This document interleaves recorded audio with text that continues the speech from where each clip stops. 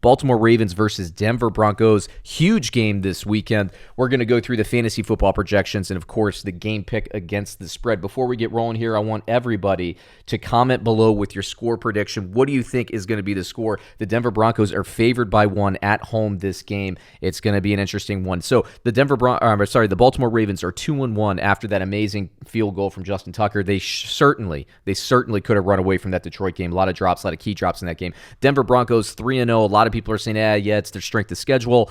And I think that's valid, but let me say this. We don't know what the strength of schedule is yet. It's easy to look to 2020 and say, oh, well, these teams weren't that great, and you happen to get a lot of these early in the season. The fact is, 2021, it's a different year, and the Denver Broncos are 3-0, and that's what matters. Let's dig into the Baltimore Ravens fantasy football projections. I have an 18.2 on Lamar Jackson. That's not a great projection on him, actually. Usually he's into the 20s. That goes to show you how respected this defense and my computer projections respect this Denver Broncos defense in this young year.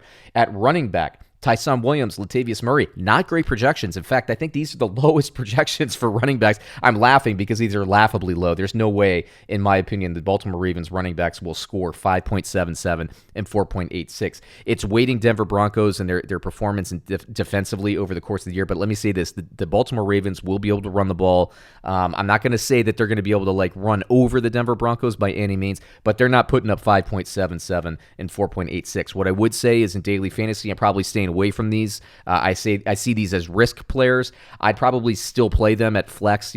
Tyson Williams, I like him better than Latavius Murray. But let me say this. I don't think it's a day where Baltimore's just going to run through everybody. If they're going to run on the ground, I think it's going to be Lamar Jackson getting that done.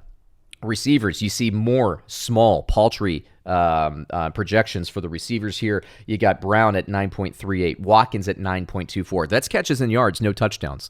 So Baltimore is not projected to get into the end zone on the ground with their running backs and through the air with their wide receivers. That does not bode well with my computer projections. We'll get to those in a bit. And then Mark Andrews at tight end, 9.08 points. This projects to be a low-scoring game for the Ravens. Again, this is according to computer projections. For me, I think the Ravens will do a little bit better, and again, we'll dig into that in a little bit. The Denver Broncos, their fantasy football projections, we have Teddy Bridgewater at a 17.9. That is lower than Lamar Jackson's projection there, but I think deservedly so. I think he'll do all right, don't get me wrong, but I just don't think he's going to get you the yards on the ground running that Lamar Jackson will get on the other side.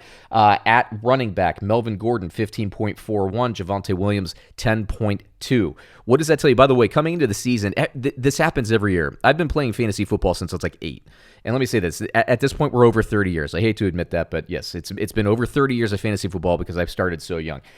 So many times I see a rookie running back come in and the world just freaks out and says, oh, the rookie running back is definitely going to be the starter here. Melvin Gordon's been productive for a while. Denver liked him enough to give him a big extension when they already had a fairly successful running game. Melvin Gordon wasn't going away in 2021. That was never going to happen. If you're one of these people who thought and read all the articles and thought that Javonte Williams was just going to smoke Melvin Gordon, he was going to be 3-down running back. It was never going to happen. But both running backs are good. Javonte Williams, yes, I do agree he's the future. But Melvin Gordon gets in the end zone this week. That's what the projection says.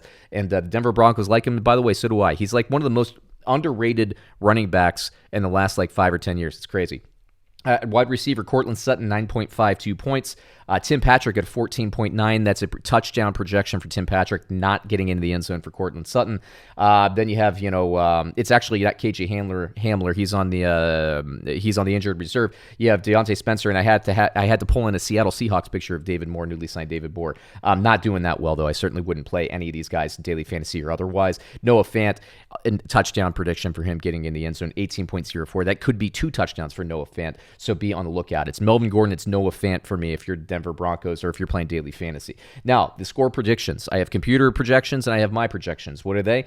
I picked the Ravens to upset the Denver Broncos 20-17 on the road. That's a bold prediction. Denver Broncos fans, I want you to comment below. Tell me why I'm wrong. Tell me why I'm an idiot. My computer projections, on the other hand, have Denver winning this comfortably, covering the spread easily. Broncos favored by 1. Computer projections 29, Baltimore 17.